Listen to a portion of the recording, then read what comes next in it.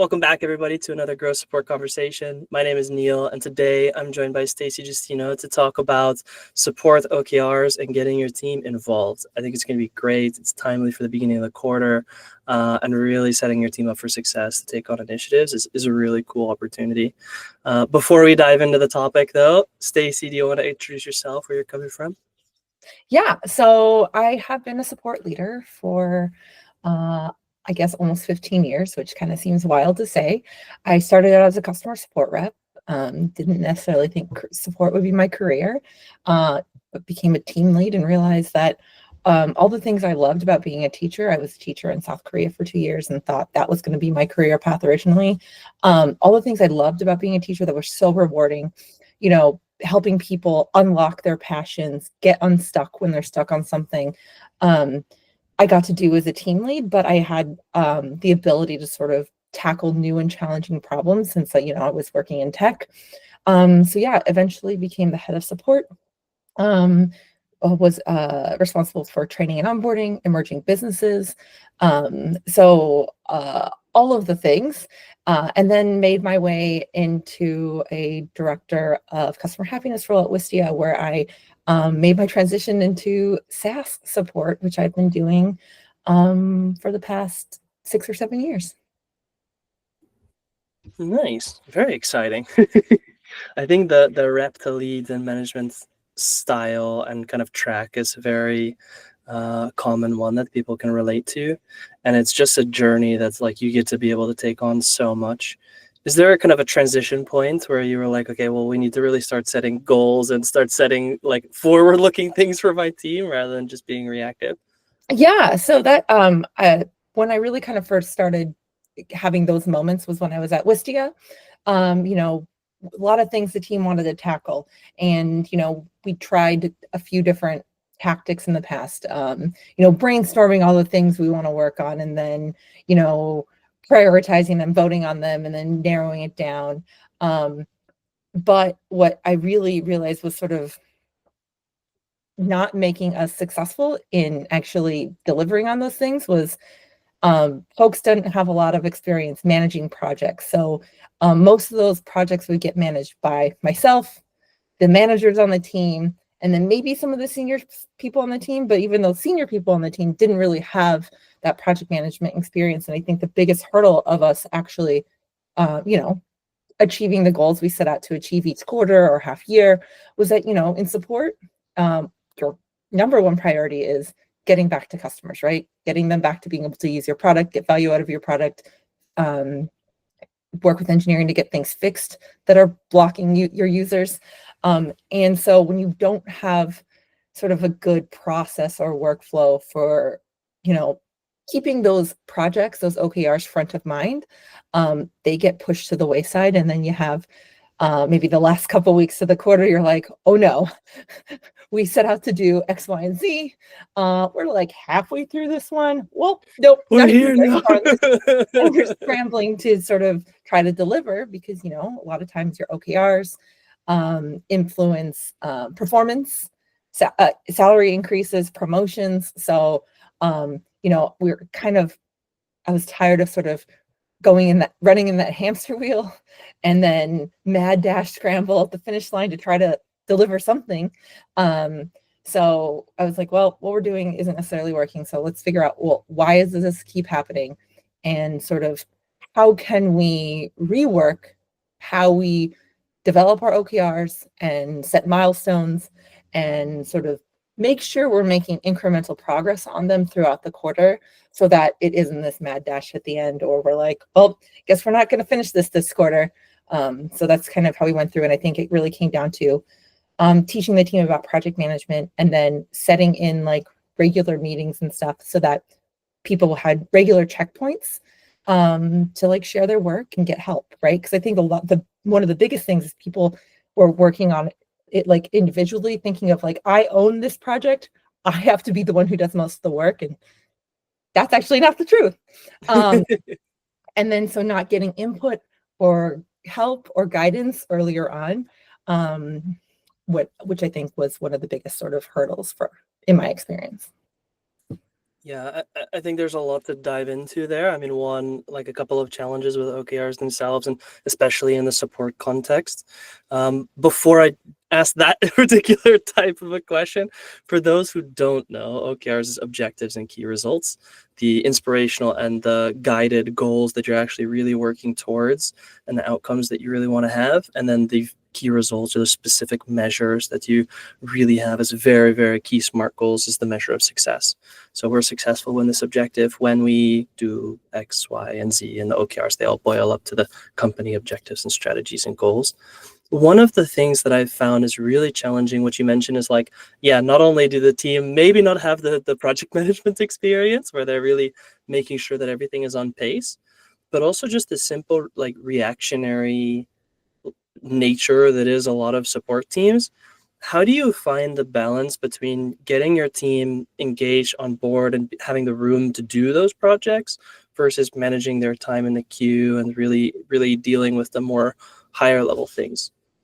Yeah, that's a great question. At Wistia in particular, I was fortunate that we had, based on our team size, volume, and sort of when tickets were coming in and when live chat was open, that we were able to schedule folks to have like out of inbox time, right? So, like on Mondays, we would have fewer people who had their out of inbox time.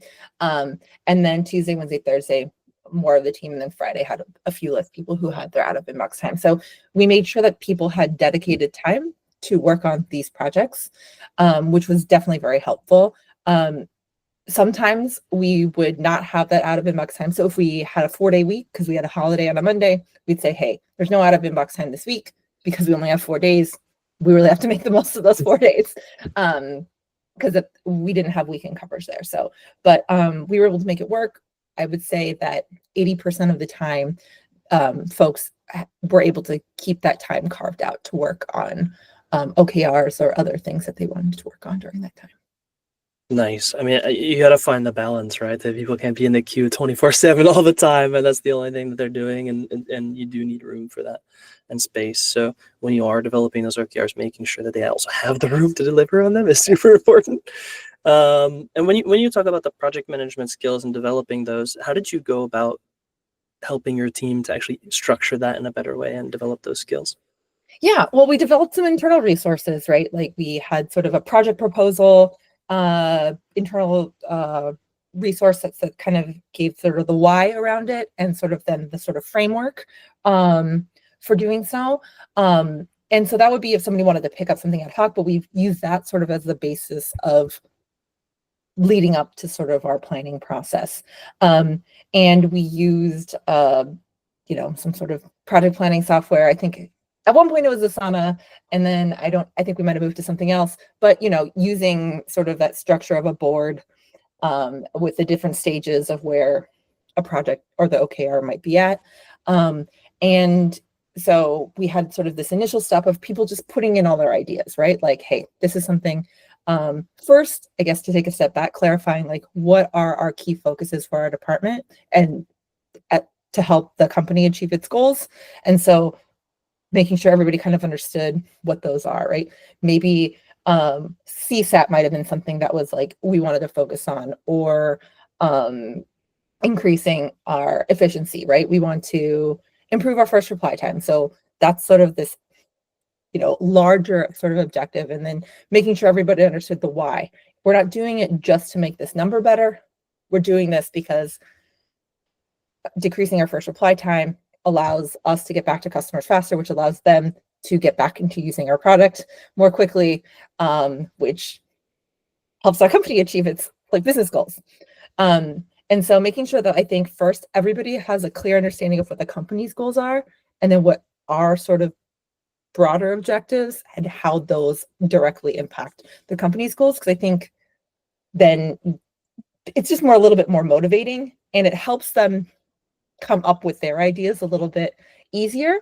Be like, okay, yeah, this maps to this particular larger objective that we're trying to move the needle on, and this is a way we can do that in support. So kind of starting from there, having people put in their ideas, and then we had a template for putting these ideas into the project planning software, because before we just had people just put their ideas, and so some of them were very specific and maybe not even a project, but more like a discrete thing we could do. Yeah. Or they were just big, huge pie in the sky things, which are great, but not something you can actually like distill down to a project that could be completed in a quarter. Yep. And then sort of part of that template was sort of, what is the problem that you were trying to address here? What is sort of the outcome? So those basic sort of components. And if you don't know all the answers, that's fine. So we didn't expect everybody to fill out every single field perfectly, but get as much as you, with it from your perspective and your level of understanding and where you sit in the org, get as much in there so that we can then kind of come together and talk about it. And then once everybody kind of put those in, we would have a team session where we would sort of, everybody had the opportunity to sort of ask clarifying questions if things were a little bit unclear. So what are some of the parts of the template, like what is the success criteria?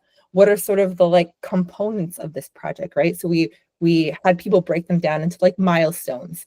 And then each person who sort of had created that sort of card, everybody on the team could sort of add themselves as like a follower, and we kind of use it as sort of like not just votes, but more like you were expressing your interest and possibly wanting to be a contributor to that OKR.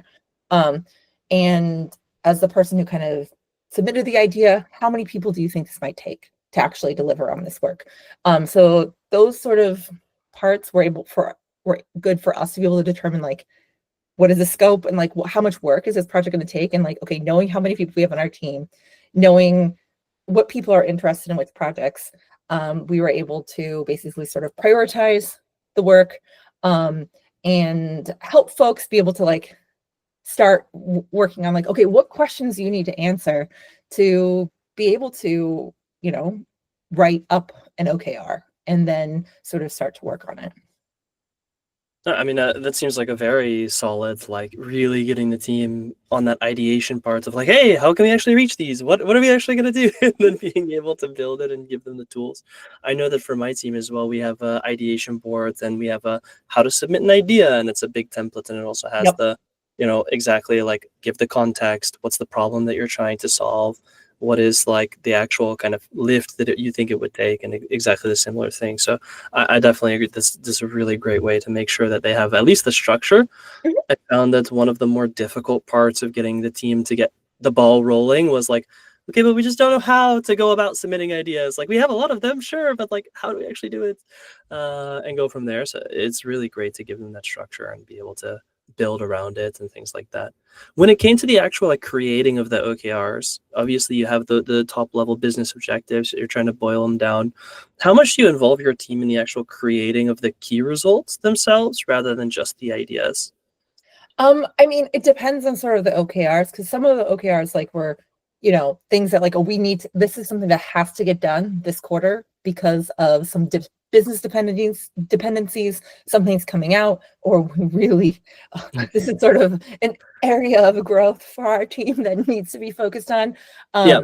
So sometimes there were OKRs where like the objective and key results were sort of kind of a top-down thing, but for a fair amount of them, where we could, really worked with the person who was going to be like the owner of that OKR to come up with those key results, but together, right? So the first time around, of course, there was a lot of one-on-one meetings with the OKR owner, and either myself or one of the managers, to really refine those and make sure that we were setting them up for success. And also like this was a learning opportunity, right? So we worked pretty closely with them to develop the key results to make sure, because I mean, if you've never really done this before, it can be a little tricky. You want to be specific, but you're like, you don't want to go like super granular sometimes, right? And like also I think one thing that can be difficult with key results is, okay, is this something we really can measure? And is this measuring this thing actually a good proxy for success. Because a lot of times what you set as your key results, your success criteria, is sort of like, what data point do we have that we can sort of measure where we're at today and have a goal of where we want to be? So those, it's like, are we measuring the right thing as sort of our proxy for knowing whether we achieved the like objective, what we want to achieve with this Oh, OKR?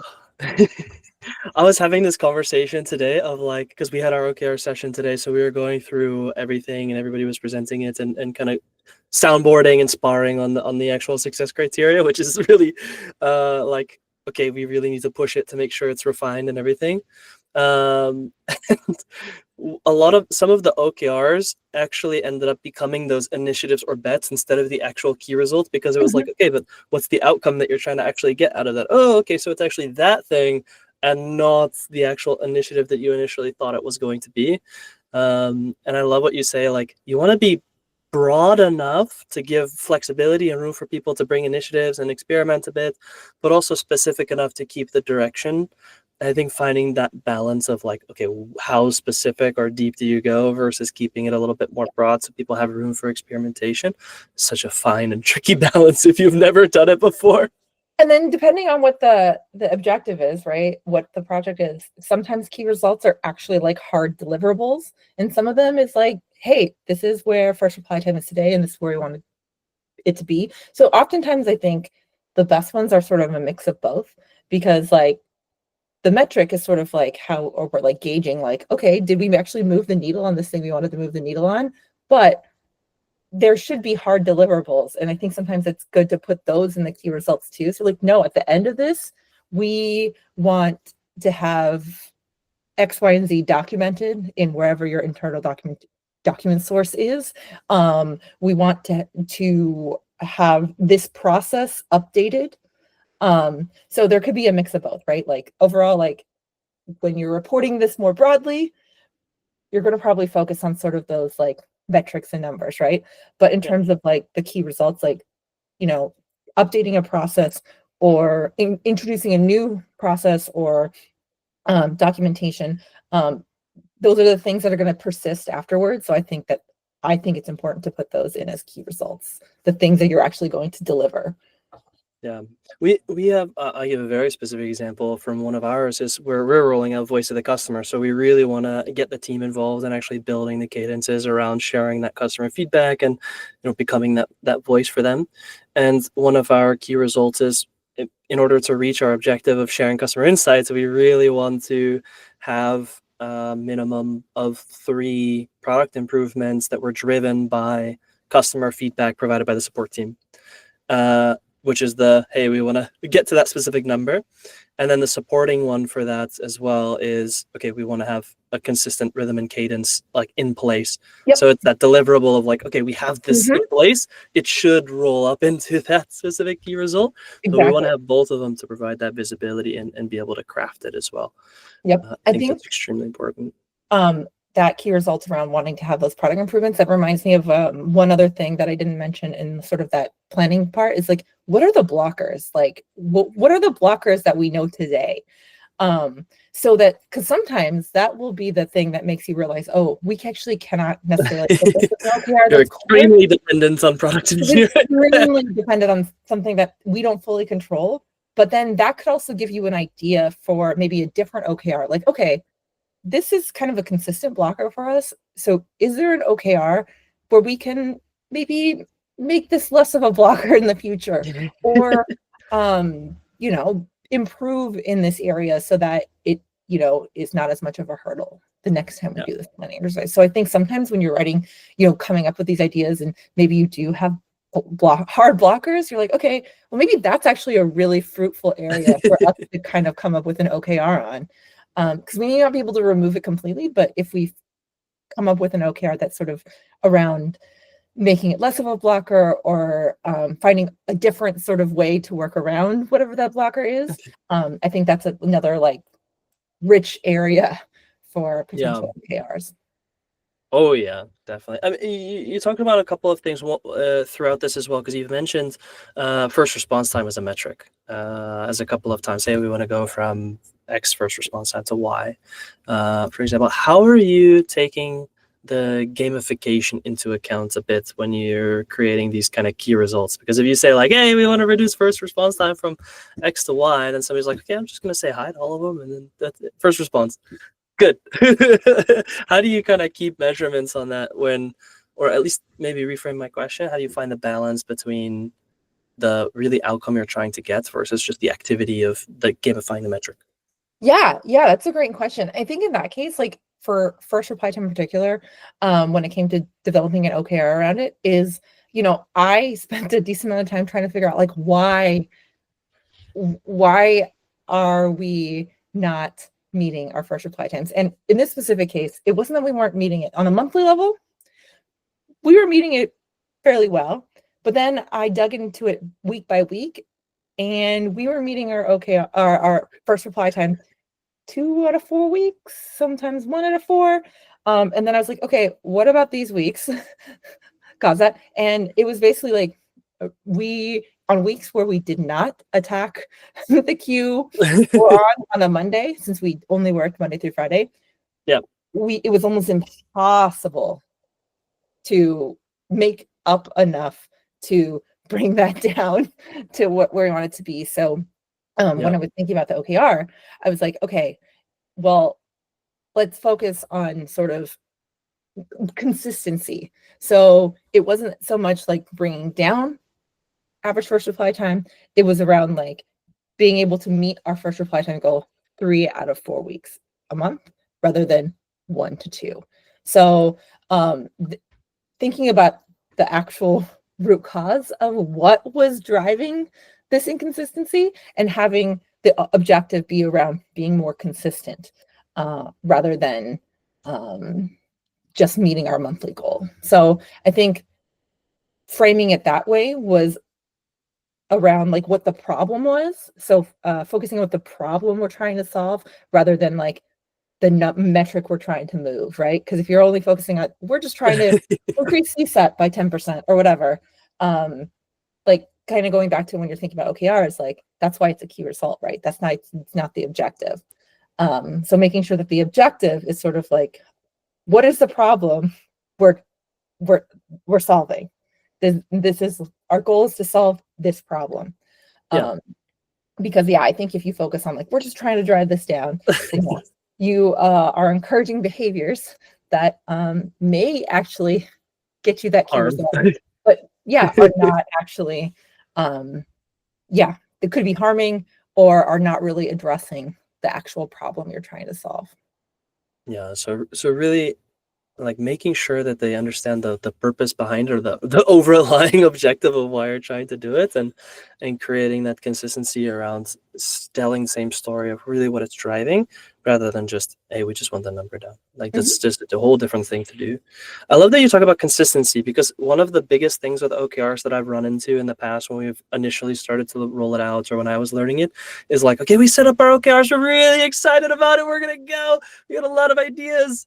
And then like halfway through the quarter, it's like, we haven't looked at the OKR sheets. Like it's kind of on the back burner. Everybody's just kind of deep into the weeds of making sure that the queue is taken care of and customers are helped, and this kind of thing. How do you create consistency with your team and upkeeping OKRs? That is a great question. So yeah, like I had mentioned, like we had iterated on a few planning processes, felt good about our like OKRs, but then we're getting into the situation. We're like, oh, and so noticing that like when it came to like, so I was going over sort of, half yearly performance, right? And I noticed that I had been giving feedback to a couple of people on the team, like about, sharing their work, right? You're not doing this in like by yourself. It may be some of this, if majority might be solitary, but getting input from other people, making sure you're sort of on track, and getting ideas from other people or like input is really helpful. Because a lot of times I'd be having discussions where like, oh, I got this far and then realized that actually I hadn't taken into account this, or that this was not the right path to go down. And I was like, oh, well, if they had just talked to either me or somebody else on the team, I think we could have actually like helped them get back on track or realize that they may be going down this path.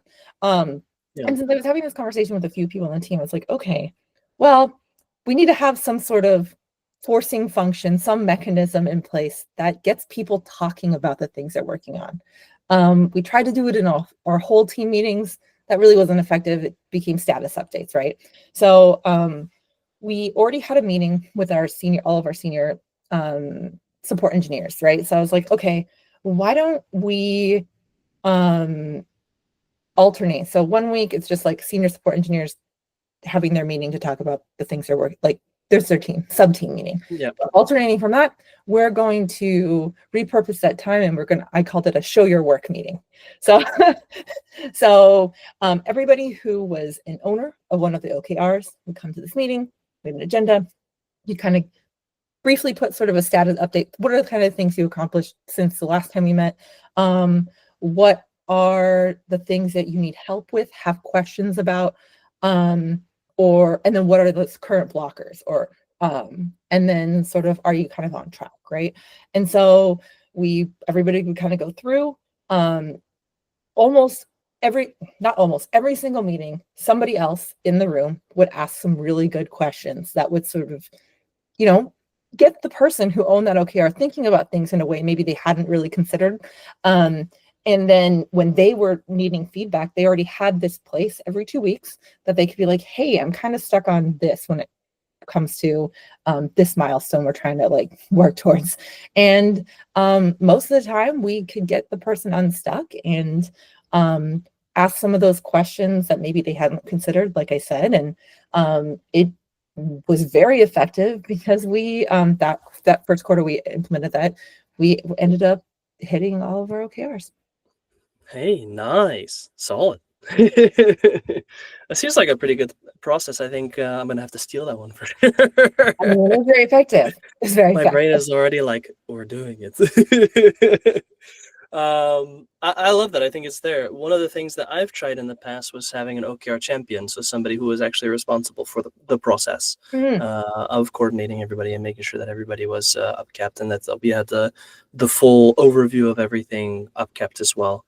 And it also gives them a chance to run the cadence and learn how to build it and build some of those project management skills along the way as well, with a little bit more of their having ownership over it rather than just, hey, like we're all just working on it in that sense. Is there one thing that you would say, like, if you're going to start goal setting and setting up OKRs, what would be that one thing you wish you would have done earlier? Oh, one thing I wish I would have done earlier. I mean, I think honestly that show your work meeting, like it really solved a lot of problems because it got people talking about the thing that they were working on, right? Because I think that was the biggest sort of hurdle that I had, not just on that team, but many teams, getting folks to talk about what they're working on, not just as a status update, but to really sort of share their work. I think, that was the biggest struggle. And, I ask people about it one-on-ones, but me asking somebody about this in a one-on-one actually isn't very helpful for the whole team, right? So getting people to regularly share their work, it also serves as an accountability mechanism, right? Because, well, you don't want to show up and be like, I didn't do anything these last 2 weeks. So, because that was the other piece too, is like, you're the owner of this OKR, so you have a certain level of accountability, but so does everybody else, right? And I think the other thing related that I wish I would have made much more clear to folks early on, anytime I'd done this, is what it means to own a project. Because I think so many people think that they have to do everything when it comes to, if they're the owner. I'm like, no. You're just the person who's, maybe you have more context, so you maybe take on bigger pieces, but you're responsible for distributing that work and, making sure that everybody is, doing their piece and kind of working together. So not just going rogue on their own, and that it's really clear what each of those responsibilities and discrete pieces of work are. But yeah, I think that was like one of the things I wish I would have been able to, make sure it was clear to everyone that like what being an owner of something is. If you want a very practical thing to use for outlining the ownership of projects, I highly recommend using a RACI charts. Like we're outside of OKRs per se, Yep. but like RACI charts, super helpful. Just outline all the people who could be involved across 4 spectrums. Who's going to be responsible for doing the work? Who's held accountable for making sure that work gets done? Who do you need to consult to actually get the information that you need to get the work done? Or if you have questions, who you can go to? And who needs to be informed of all of those updates. So it's RACI, it's RACI. And then just outline the tasks of the projects, and people can be responsible for different parts or accountable for different parts or things like that. So like I might be responsible for one part of the project, but accountable for making sure that maybe you do another part of it where you're responsible, for example. But having that overview and an outline, super helpful. Very practical. Off topic, but definitely there. No, definitely related, right? Because I think outlining sort of what role each person plays in the project is really important. Yeah, indeed. Thank you so much for walking through the process. Very practical. I think also super helpful for those people who are starting to set up the goals and their key results for their teams and making sure that their teams can be successful in that. I know that when I was starting out in OKRs, I would have loved this advice. I'm like, okay, really, how do we get the ball rolling with it? So super useful. One last question for you. Is there something over the course of your support career or professional career, doesn't necessarily need to be in support, could also be teaching, for example, that you learned that you really still stick with today? I think being adaptable, right? And thinking about OKRs, like it can seem very set in stone, but especially depending on what stage your business is in, 3 months actually can be an eternity. And especially if you're starting out with OKRs, you might not get it right the first time you do it, right? In terms of coming up with OKRs that actually are the maybe right things to focus on or are sort of outlined in a way that sets y'all up for success. So I think being adaptable and realizing that like if you don't get it right the first time, is something that takes practice. And like for example, when we're talking about key results, I can't count the number of times that I've written up a key result and had to like rework them because I like, thought about it and realized that like, okay, no, actually that isn't the thing we need to measure to see if we were successful.